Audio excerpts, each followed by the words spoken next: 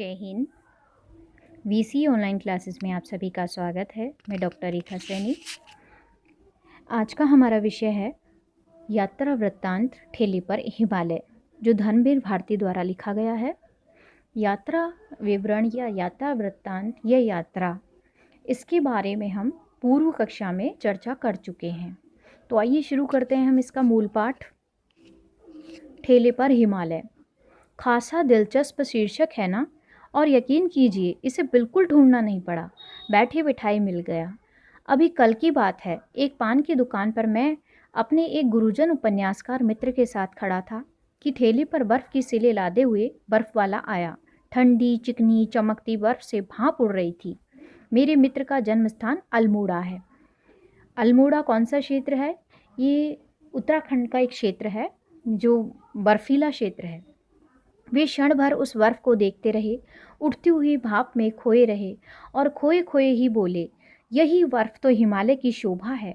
और तत्काल शीर्षक मेरे मन में कौंध गया यानी एक चुभन सी हुई, एक विचार आ गया। ठेले पर हिमालय पर आपको इसलिए बता रहा हूँ कि अगर आप नए कवि हो तो भाई इसे ले जाएं और शीर्षक पर 200-300 पंक्तियाँ बेडोल बेतुकी लिख डालें। शीर्षक मौजूद है, और अगर नई कविता से नाराज हो, सुललित गीतकार हो, तो भी गुंजाइश है। इस बर्फ को डांटें, उतर जाओ ऊंचे शिखर पर बंदरों की तरह क्यों जड़ी बैठी हो।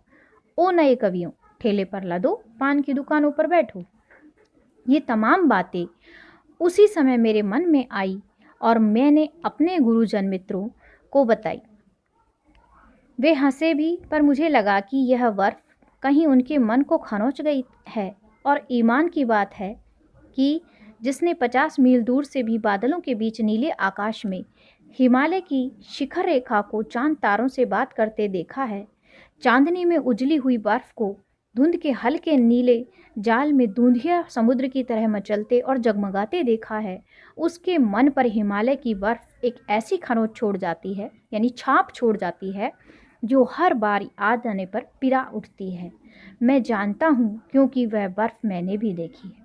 अब यहाँ से उनका यात्रा जो विवरण है वो शुरू होता है। सच तो यह है कि सिर्फ बर्फ़ को बहुत निकट से देख पाने के लिए ही हम लोग कौसानी गए थे। नैनीताल से रानीखेत और रानीखेत से मझकाली के भयानक मोड़ों को पार करते हुए कोसी से एक सड़क अल्मोड़े चली जाती है, दूसरी कौसानी।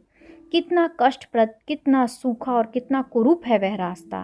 देखिए, पर्वत के जो पथरीले कंकड़ पत्थरों भरे जो रास्ते हैं, आड़े टेढ़े सीधे रास्ते नहीं हैं, तो वे कष्टप्रद तो होंगे ही। पानी का कहीं नाम निशान नहीं, सूखे भूरे पहाड़, हरियाली का नाम नहीं, ढालों को काटकर बनाए हुए टेढ़े मेढ़े खेत जो थोड़े से हों तो शायद अच्छे भी लगे, पर उनका एक रस सिलसिला बिल्कुल शैतान की आंत मालूम पड़ता है।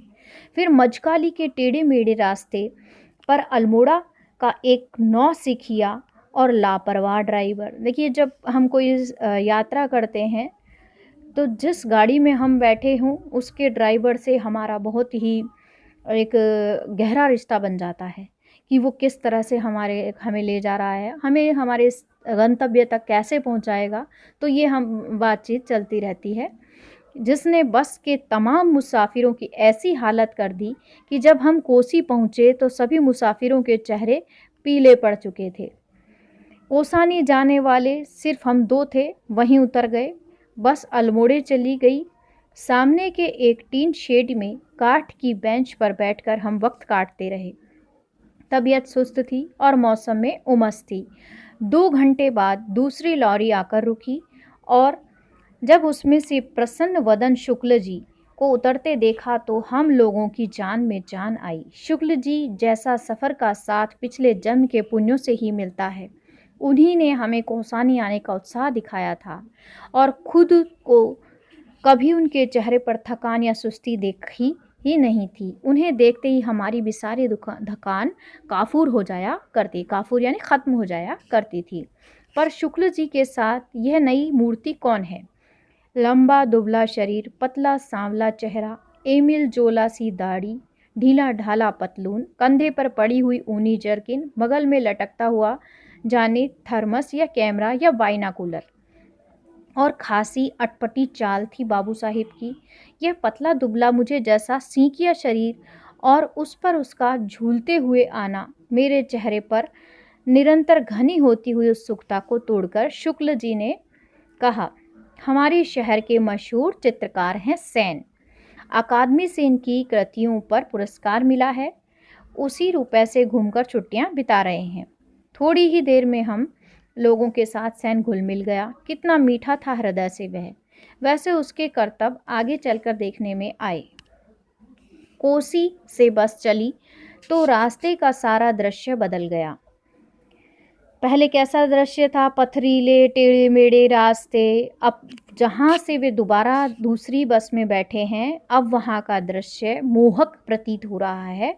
सुडौल पत्थरों पर कल कल करती हुई कोसी, किनारे के छोटे छोटे सुंदर गांव और हरे मखमली खेत। कितनी सुंदर है सोमेश्वर की घाटी। हरी भरी एक के बाद एक बस स्टेशन पड़ते थे। छोटे छोटे पहाड़ी डाकखाने, चाय की दुकानें और कभी कभी कोसी या उसमें गिरने वाली नदी नालों पर बने हुए पुल। कहीं कहीं सड़क निर्जन चीड़ के जंगलों से गुजरती थी। चीड़, ये पेड़ होते हैं चीड़ के जो बहुत लंबे लंबे जाते हैं। टेढ़ी मेढ़ी ऊपर नीचे रेंगती हुई कंकड़ीली पीठ वाले अजगर सी सड़क पर धीरे धीरे बस चली जा रही थी। रास्ता सुहावना था और उस थकावट के बाद उसका सुहावनापन हमको और भी तंद्रालस बना रहा था। तंद्रा यानी हमें थोड़ी सी झपकी सी आ रही थी, नींद सी आने लगी थी। पर जो जो बस आगे बढ़ रही थी त्यों त्यों हमारे मन में एक अजीब सी निराशा छाती जा रही थी। अब तो हम लोग कोसानी के नज़दीक हैं। कोसी से 18 मील चले आए, कोसानी सिर्फ 6 मील है। पर कहाँ गया वह अतुलित सौंदर्य, वह जादू जो कोसानी के बारे में सुना जाता था। कि उनके लेखक के हृदय में, लेखक के मन में ये भाव थे कि हम बहुत ही सुंदर सौंदर्यशाली स्थान पर जा रहे हैं, बर्फीले स्थान पर जा रहे हैं। लेकिन जैसे जैसे कोसानी के पास वो पहुंचते गए तो वो दृश्य उन्हें देखने को नहीं मिला। तो वो निराशा उनके मन में आती जा रही है। उन्हें ऐसा लग रहा है कि जैसा हमने सुना था, जो जादू हम सोच रहे थे, वैसा यहाँ पर कुछ भी नहीं है। आते समय मेरे एक सहयोगी ने कहा था कि कश्मीर के मुकाबले में उन्हें कोसानी से अधिक मोहा है। गांधी जी ने यही अनासक्ति योग लिखा था और कहा था कि स्विट्जरलैंड का आभास कोसानी में ही होता है। अब देखिए, इतने लोगों से जब उन्होंने सुना कि कोसानी इतना सौंदर्यमय है, इतना सुंदर है, तो ये सब जो उन्होंने रास्ता देखा है उसे देखकर वो तुलना कर रहे हैं। ये नदी, घाटी, खेत, गांव सुंदर हैं, किंतु इतनी प्रशंसा के योग्य तो नहीं है। हम कभी कभी अपना संशय शुक्ल जी से व्यक्त करने लगे और ज्यों ज्यों कोसानी नज़दीक आती गई त्यों त्यों अधैर्य, फिर असंतोष और अंत में क्षोभ हमारे चेहरे पर छलक आया। यानी दुख उन्हें महसूस होने लगा कि जैसा हम सोच रहे थे वैसा यहाँ कुछ नहीं है। शुक्ल जी की क्या प्रतिक्रिया थी? हमारी इन भावनाओं पर यह स्पष्ट नहीं हो पाया क्योंकि वे बिल्कुल चुप थे। सहसा बस ने एक बहुत लंबा मोड़ लिया और ढाल पर बढ़ने लगी। सोमेश्वर की घाटी के उत्तर में जो ऊंची पर्वतमाला है, उसी पर बिल्कुल शिखर पर कोसानी बसा हुआ है। कोसानी से दूसरी ओर फिर ढाल शुरू हो जाता है।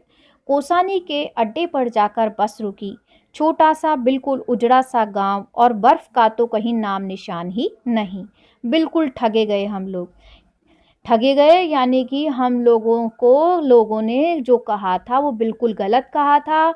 हमारे साथ धोखा हुआ है। ऐसा कौन सोच रहा है? धर्मवीर भारती जी ऐसा सोच रहे थे यहाँ पर पहुँचने के बाद। कितना खिन्न था मैं। अन्न खाते हुए बस से उतरा ही जहाँ था वहीं पत्थर की मूर्ति था, स्तब्ध खड़ा रह गया। कितना अपार सौंदर्य बिखरा था सामने की घाटी में। इस कोसानी की पर्वतमाला ने अपने अंचल में यह तो कत्यूर की रंग बिरंगी घाटी छिपा रखी है। इसमें किन्नर और यक्ष ही तो वास करते होंगे।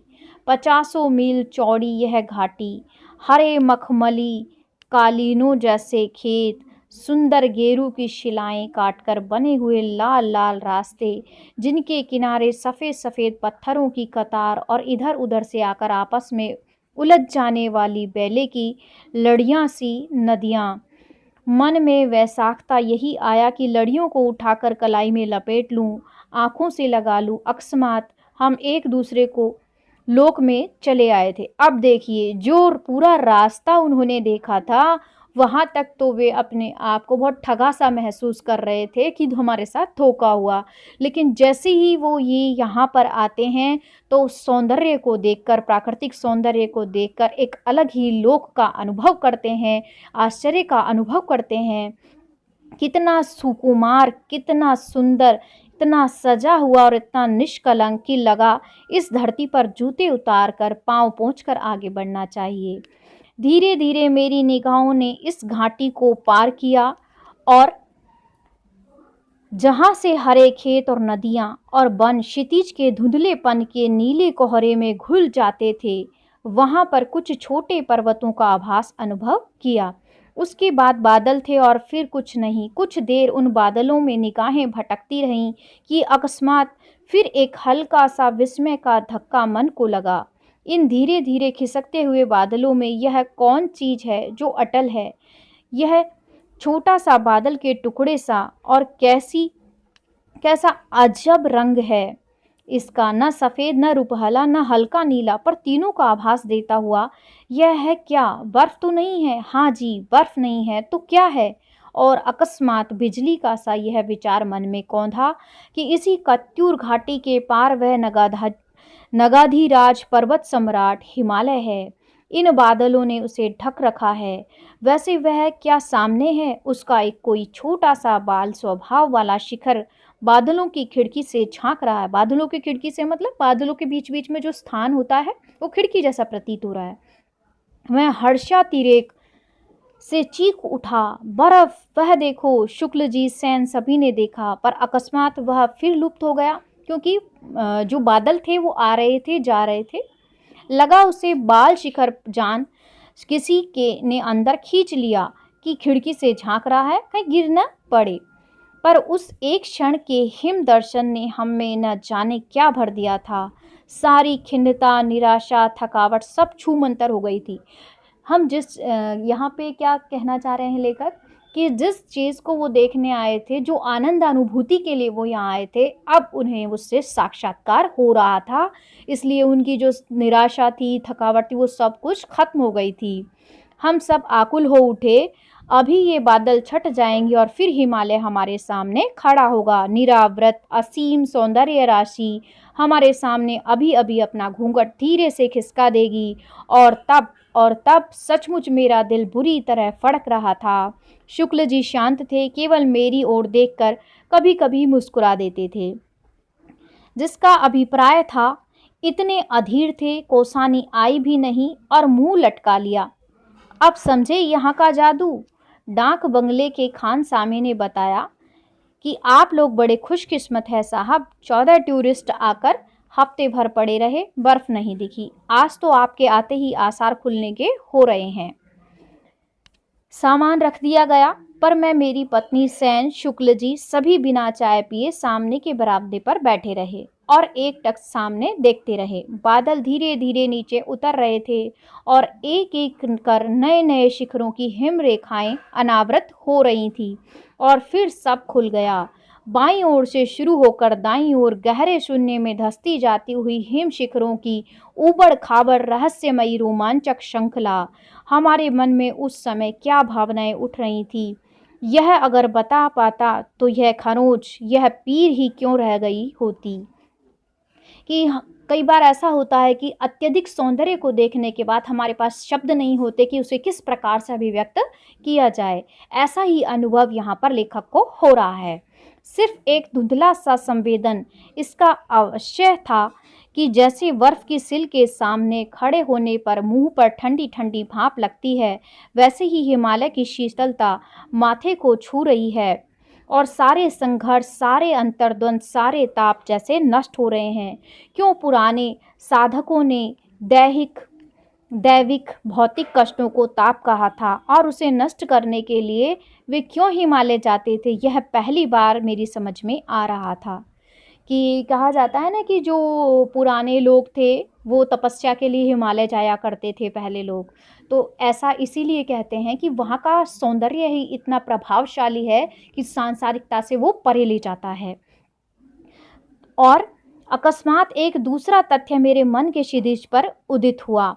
कितनी कितनी पुरानी यह हिमराशि, जाने किस आदिम काल से यह शाश्वत अविनाशी हिम इन शिखरों पर जमा हुआ है।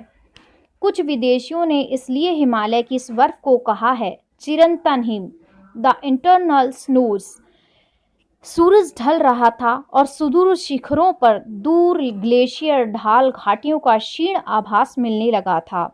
आतंकित मन से मैंने यह सोचा था कि पता नहीं इन पर कभी मनुष्य का चरण पड़ा भी है या नहीं, या अनंत काल से इन सूने बर्फ ढेरों से ढके धर्रों में सिर्फ बर्फ के अंधड़ हू हू करते हुए बहते रहे हैं। देखिए, कई बार प्रकृति ने अपने आप को ऐसा बनाया है कि जहाँ पर एक पक्षी भी पैर नहीं रख सकता, अपना पर नहीं ले जा सकता, तो मनुष्य के पैर तो बहुत दूर की बात है। परंतु जब यहाँ पर ये लेखक देख रहे हैं इस प्रकार का ये ग्लेशियर बना हुआ है, ग्लेशियर कहते हैं बर्फ़ के कठोर स्थान को जिस पर कोई पहुँच नहीं सकता, जो कभी पिघलता नहीं है। तो उसे देखकर ऐसा लग रहा है कि शायद ही कोई यहाँ पर कभी पहुँचा होगा। सूरज डूबने लगा और धीरे धीरे ग्लेशियरों में पिघली केसर बहने लगी। बर्फ कमल के लाल फूलों में बदलने लगी। घाटियां गहरी नीली हो गई। ये सब किस कारण से हो रहा है? सूर्य के ढलने के कारण। जो अंधकार बढ़ता जा रहा है, सूर्य की रोशनी नीचे जाती जा रही है, तो जो प्राकृतिक सौंदर्य है वो बदलता जा रहा है। अंधेरा होने लगा तो हम उठे और मुंह हाथ धोने और चाय पीने में लगे, पर सब चुपचाप थे, गुमसुम, जैसे सबका कुछ छिन गया हो, या शायद सबको कुछ ऐसा मिल गया हो जिसे अंदर ही अंदर सहेजने में सब आत्मलीन हो, अपने में डूब गए हों। थोड़ी देर में चांद निकला और हम फिर बाहर निकले। इस बार सब शांत था, जैसे हिम सो रहा हो। मैं थोड़ा अलग आराम कुर्सी खींचकर बैठ गया। मेरा मन इतना कल्पनाहीन क्यों हो गया है? इसी हिमालय को देखकर किसी ने क्या क्या नहीं लिखा है, और यह मेरा मन है कि एक कविता तो दूर, एक पंक्ति, हाय एक शब्द भी तो नहीं जागता। पर कुछ नहीं, यह सब कितना छोटा लग रहा है। ऐसा क्यों हो रहा था लेखक के साथ? क्योंकि जो उसका अतुलनीय सौंदर्य था हिमालय का, उसको अभिव्यक्त करने के लिए लेखक को शब्द नहीं मिल रहे थे। वो इतनी आनंद अतिरेक के कारण वो बहते जा रहे थे इस हिम सम्राट के समक्ष। पर धीरे धीरे लगा कि मन के अंदर भी बादल थे जो छट रहे हैं। कुछ ऐसा उभर रहा है जो इन शिखरों की ही प्रकृति का है, कुछ ऐसा जो इसी ऊंचाई पर उठने की चेष्टा कर रहा है ताकि इनसे इन्हीं के स्तर पर मिल सके। लगा यह हिमालय बड़े भाई की तरह ऊपर चढ़ गया है और मुझे छोटे भाई को नीचे खड़ा हुआ, कुंठित और लज्जित देखकर थोड़ा उत्साहित भी कर रहा है, स्नेह भरी चुनौती भी दे रहा है। हिम्मत है, ऊंचे उठोगे? और सहसा सन्नाटा तोड़कर सेन रविंद्र की कोई पंक्ति गा उठा। सेन कौन है? ये चित्रकार हैं जो इनके साथ हैं। रविंद्रनाथ टैगोर की कोई पंक्ति ये गाते हैं और जैसे तंद्रा टूट गई, जैसे वो एक नींद सी में एक खो गए थे तो अब सक्रिय हो उठे हैं। अदम्य शक्ति, उल्लास, आनंद जैसे हम में छलक पड़ रहा था। सबसे अधिक खुश था सेन। बच्चों की तरह चंचल, चिड़ियों की तरह चहकता हुआ बोला, भाई साहब, हम तो वंडरस्टैक हैं कि यह भगवान का क्या क्या करतूत इस हिमालय में होता है। इस पर हमारी हंसी मुश्किल से ठंडी हो पाई थी कि अकस्मात वह शीर्षासन करने लगा। पूछा गया तो बोला, हम हर पर्सपेक्टिव से हिमालय को देखूंगा। बाद में मालूम हुआ कि वह बम्बई की अत्याधुनिक चित्र शैली से थोड़ा नाराज है और कहने लगा, वो सब जीनियस लोग शीर का बल खड़ा होकर दुनिया को देखता है, इसी से मैं भी शीर के बल हिमालय देखता हूँ। दूसरे दिन घाटी में उतरकर 12 मील चलकर हम बैजनाथ पहुँचे, जहाँ गोमती बहती है।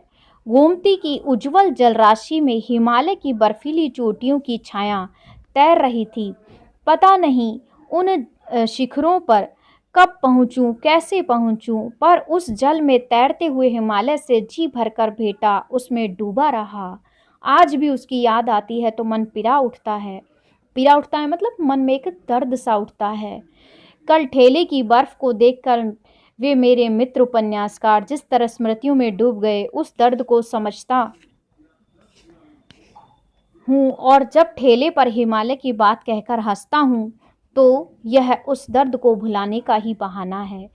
वे बर्फ की ऊंचाइयां बार बार बुलाती है और हम है कि चौराहों पर खड़े ठेले पर लदकर निकलने वाले बर्फ को ही देखकर मन बहला लेते हैं, क्योंकि ऐसा हमेशा नहीं हो सकता कि हम उस प्राकृतिक सौंदर्य को या किसी भी सौंदर्य को अपने पास सहेज के केवल उसकी स्मृतियां रख सकते हैं। उस सौंदर्य को सदैव के लिए या वहां जाकर हम बस नहीं सकते। तो किसी ऐसे ही क्षण में ऐसे ही ठेलों पर लदे हिमालयों से घिरकर ही तो तुलसी ने कहा था, कभू को हों यहीं रहनी रहूँगो, कि मैं कब तक यहाँ पर रह सकूँगा। मैं क्या कभी ऐसा भी कह सकूँगा वास्तव में हिम शिखरों की ऊंचाइयों पर।